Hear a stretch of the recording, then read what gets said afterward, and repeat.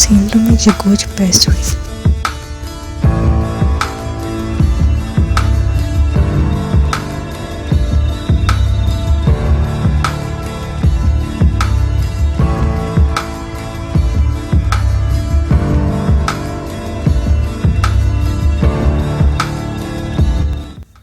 Definição. A síndrome de Goodpasture é uma doença autoimune considerada rara.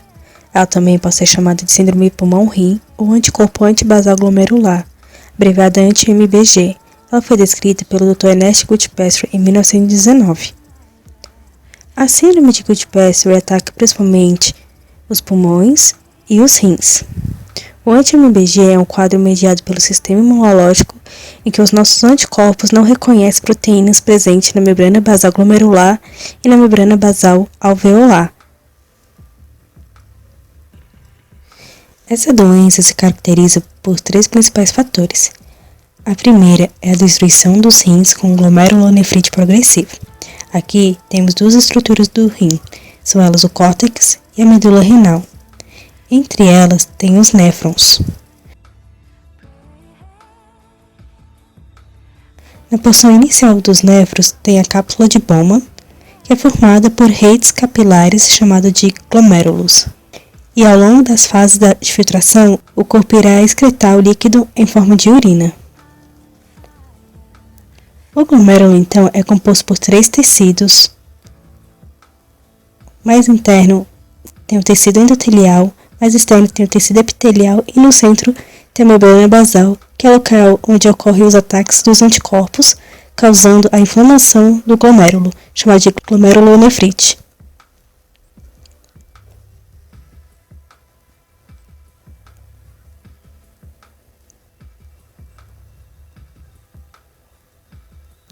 Outro fator é o desenvolvimento de pneumonite intersticial hemorrágica necrosante.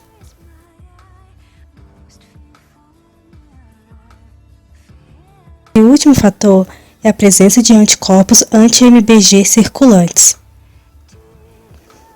Assim, a mortalidade dessa doença ainda é muito alta, cerca de 30% dos casos, principalmente hemorragia pulmonar e a possível falência renal crônica, caso a glomerulonefrite não for tratada. Essa doença afeta 1 em 1 milhão de habitantes por ano.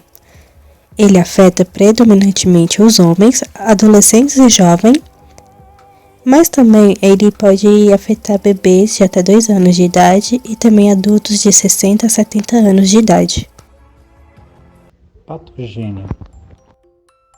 O mecanismo de comprometimento renal e pulmonar começa nos rins. Os anticorpos se ligam à membrana basal, ativam a cascata de complemento e de protease, provocando a ruptura da barreira glomerular.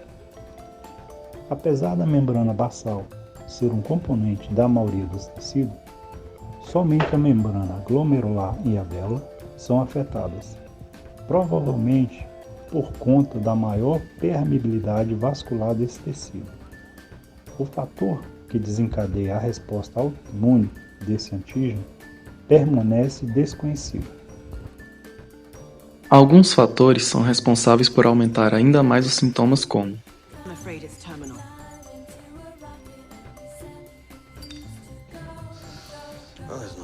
tabagismo, exposição a solventes e hidrocarbonetos voláteis, infecções virais nas vias aéreas superiores.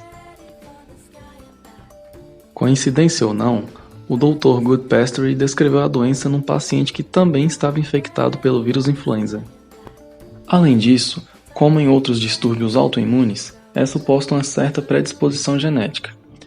No nosso corpo, o comprometimento do mecanismo pulmonar e o comprometimento renal acabam danificando a membrana basal. Os anticorpos se ligam à membrana e ativam a cascata de complemento e quebram as proteases.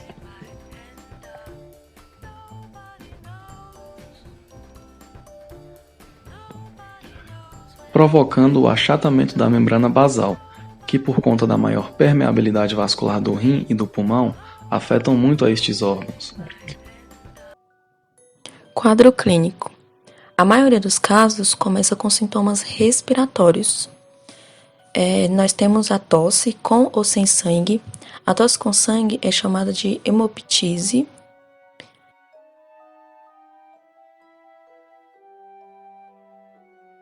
Temos a falta de ar, que chamamos de dispneia. E também temos um outro sintoma, que é o glomerulonefrite, que é uma inflamação do glomérulo, que é a unidade funcional do rim, onde ocorre a filtração do sangue e a formação da urina.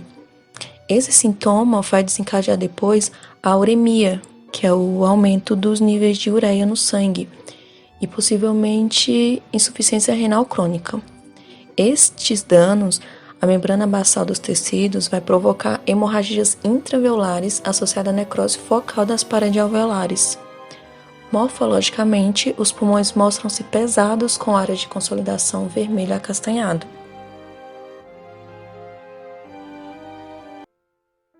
Diagnóstico. O diagnóstico geralmente não é feito precocemente, por causa do rápido desenvolvimento da doença. Os sintomas iniciais da doença são muito inespecíficos e é por isso que acaba atrasando o diagnóstico. O exame de biópsia do rim pode confirmar o estado avançado da síndrome.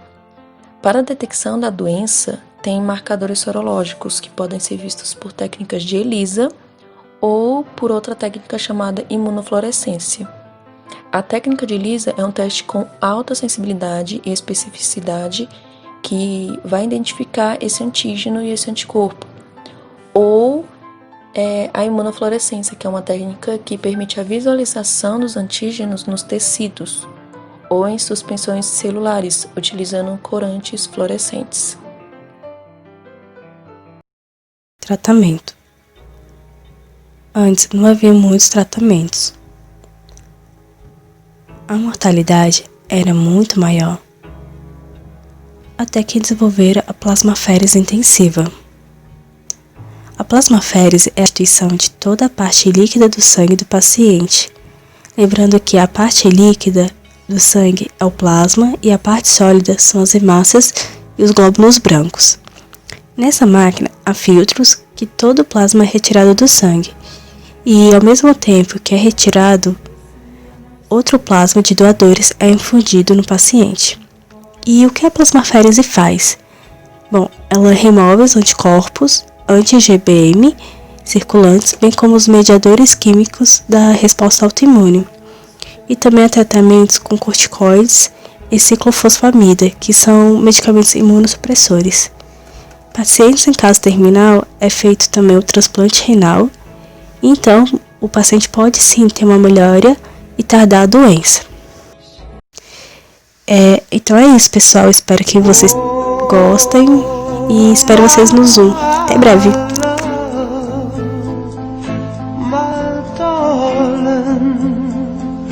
I've hungered for your touch.